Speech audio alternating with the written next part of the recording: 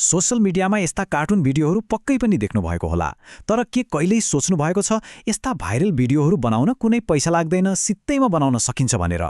आज हामी यही गोप्य कुराको पर्दाफास गर्नेछौँ र सुरुदेखि अन्त्यसम्मको पुरै प्रक्रिया सिक्नेछौँ। 50 मिलियन हो, यो कुनै फिल्मको कमाई होइन। यो त एउटै मात्र एआई कार्टुन भिडियोले पाएको भ्युज हो। यसले के देखाउँछ भने यदि तरिका सही छ भने एउटा सामान्य आइडिया पनि करोडौं मानिससम्म पुग्न सक्छ, र आज हामी त्यही तरिका सिक्दैछौँ। अरे पापा, तुझे कुछ नहीं होने दूंगा रे, यो एउटा संवादले लाखौंको मन छोयो। यो कुनै ठूलो बजेटको फिल्मको डायलग होइन, बरु एउटा छोटो एआई भिडियोको हो। यसले के प्रमाणित गर्छ भने भाइरल हुनलाई ठूलो तामझाम होइन, बलियो भावना चाहिन्छ। ल, यही भावनालाई आधार बनाएर आजको यात्रा सुरु गरौँ। हाम्रो यो पूरा प्रक्रिया 5वटा एकदमै सरल चरणमा बाँडिएको छ। पहिले भाइरल ट्रेन्डलाई बुझ्नेछौँ, त्यसपछि कथा बनाउने, दृश्यहरू बनाउने, त्यसमा एनिमेसन र आवाज थप्ने, र अन्त्यमा भिडियोलाई जोडेर तयार पार्ने। ल, पहिलो खण्ड, भाइरल ट्रेन्ड। अहिले सोशल मिडियामा दुई किसिमको शैलीको खूब चर्चा छ। एउटा जनावर शैली र अर्को हल्क शैली। यी दुवैले युट्युबदेखि इन्स्टाग्राम र फेसबुकसम्म करोडौं भ्युज बटुलिरहेका छन्। यिनीहरूको सफलताको रहस्य के होला? एकदम सरल छ, मन छुने कथा र एउटा छुट्टै सजिलै चिनिने कार्टुन शैली। अब कुरा गरौँ हामीलाई चाहिने सामानको, मतलब उपकरणहरूको। यसका लागि 3वटा मुख्य एआई टुल छन्। कथा लेख्नको लागि च्याट जीपीटी, दृश्यहरू बनाउनको लागि गुगल जेमिनाई, र ती दृश्यहरूलाई जीवन्त बनाउनको लागि फ्लो। अनि सबैभन्दा राम्रो कुरा के हो थाहा छ? यी सबै पूर्ण रूपमा निःशुल्क छन्। दोस्रो खण्ड, आफ्नो कथा तयार गर्ने। हरेक उत्कृष्ट भिडियोको मुटु भनेकै एउटा बलियो कथा हो। आउनुहोस्, च्याट जीपीटीको प्रयोग गरेर हाम्रो भिडियोको लागि त्यस्तै एउटा आकर्षक कथाको जग हालौँ। कथा लेख्न अलि झन्झट लाग्छ? चिन्ता नगर्नुहोस्, एउटा एकदमै चलाक सर्टकट छ। आफूलाई मन परेको कुनै युट्युब भिडियो खोज्नुहोस्, त्यसको स्क्रिप्ट निकाल्नुहोस् र त्यो स्क्रिप्टलाई च्याट जीपीटीमा हालेर एउटा नयाँ कथा बनाउन लगाउनुहोस्। यसले प्रक्रियालाई एकदमै सजिलो बनाइदिन्छ। हेर्नुस् त, निर्देशन कति सरल छ। च्याट जीपीटीलाई केवल यति भन्नुहोस्, यो कथालाई अलि छोटो, लगभग 90-100 शब्दको बनाइदेऊ र थोरै परिवर्तन गर ताकि ठ्याक्कै उस्तै नहोस्। यति सामान्य आदेशले एउटा पुरानो स्क्रिप्टलाई नयाँ र मौलिक कथामा बदल्न सक्छ।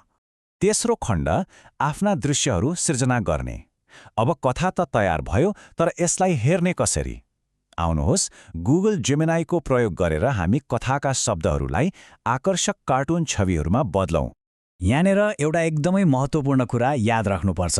यदि भिडियोभरि आफ्नो पात्र एउटै देखियोस् भन्ने चाहना छ भने हरेक प्रम्प्टसँगै उसको एउटा रेफरेन्स इमेज पनि अपलोड गर्नुहोस्। यसो गर्दा हरेक दृश्यमा क्यारेक्टरको अनुहार र शरीर उस्तै देखिन्छ र एकरूपता कायम रहन्छ। यो हाम्रो पहिलो सिनको लागि प्रम्प्ट हो।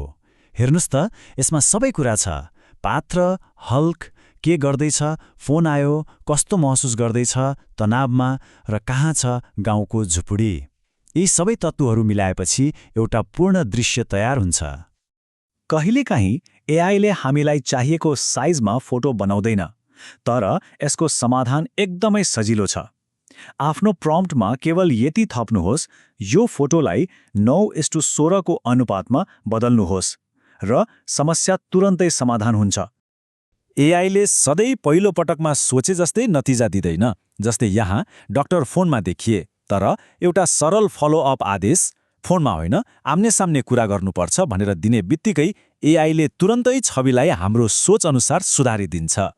भनेपछि दृश्य बनाउने प्रक्रियाको मूल मन्त्र यही हो।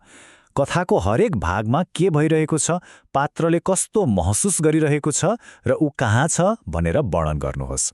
यसरी नै एकपछि अर्को छवि बनाउँदै पूरा भिजुअल स्टोरी तयार हुन्छ। चौथो खण्ड, एनिमेसन र आवाज थप्ने। ल, अब आउँछ सबैभन्दा रमाइलो र जादुई चरण।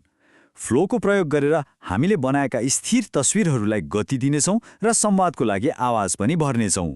फ्लो भनेको एउटा एकदमै शक्तिशाली टुल हो। यसले स्थिर छविलाई एनिमेटेड भिडियोमा बदल्ने काम मात्र गर्दैन, हामीले लेखेको संवादको लागि आवाज पनि आफै उत्पन्न गर्छ। मतलब एनिमेसन र भोइस ओभर दुवै एकै ठाउँमा। फ्लो चलाउन एकदमै सजिलो छ। नयाँ प्रोजेक्ट सुरु गर्नुहोस्, फ्रेम टु भिडियो छान्नुहोस्, आफ्नो फोटो अपलोड गर्नुहोस्, सिनको बारेमा लेख्नुहोस्, पात्रले के बोल्छ त्यो लेख्नुहोस् र भिडियो जेनेरेट गर्नुहोस्। बस यति नै हो। फ्लोमा प्रम्प्ट यस्तो देखिन्छ। पहिले पात्रले के गरिरहेको छ त्यो लेख्नुहोस्, हल्क दौडिरहेको छ, र त्यसपछि उद्धरण चिन्हभित्र उसले बोल्ने संवाद लेख्नुहोस्। फ्लोले यी दुवैलाई मिलाएर एनिमेसन र आवाज एकैपटक बनाइदिन्छ। यो अर्को उदाहरण हो जहाँ एकभन्दा बढी पात्रहरू छन्। प्रम्प्टले कसरी एउटा पात्रको हावभाव र अर्को पात्रको संवादलाई एकैसाथ निर्देशित गर्न सक्छ भन्ने कुरा यसले देखाउँछ, जसले गर्दा दृश्य अझै जीवन्त बन्छ। र अन्त्यमा नतिजा साँच्चै प्रभावशाली हुन्छ। एउटा सामान्य स्थिर छविबाट वास्तविक देखिने गति र हामीले दिएको पाठसँग ठ्याक्कै मिल्ने आवाजसहितको एउटा पूर्ण क्लिप तयार हुन्छ। यसको लागि कुनै अर्को सफ्टवेयर चाहिने नै परेन। ल, अब हामी अन्तिम र सबैभन्दा सजिलो चरणमा आइपुगेका छौँ। यी सबै तयार भएका क्लिपहरूलाई जोडेर एउटा पूर्ण भिडियो बनाउने। भनेपछि यो हो हाम्रो पुरा एआई वर्कफ्लो। आइडियाको लागि च्याट जीपीटी, भिजुअलको लागि गुगल जेमिनाई, एनिमेसनको लागि फ्लो र अन्तिममा सबैलाई जोड्नको लागि कुनै पनि सामान्य भिडियो सम्पादक। अन्तिम चरण त एकदमै सरल छ। आफूले फ्लोबाट बनाएका सबै क्लिपहरूलाई लाइनले राखेर जोड्नुहोस्। यसको लागि कुनै विशेष भिडियो एडिटिङको ज्ञान आवश्यक पर्दैन। ल, अब उपकरणहरू सित्तैमा उपलब्ध छन् र प्रक्रिया पनि छर्लङ्ग भयो। अब प्रश्न कसरी गर्ने भन्ने रहेन। अब प्रश्न यो हो, कुन कथा सुनाउने त?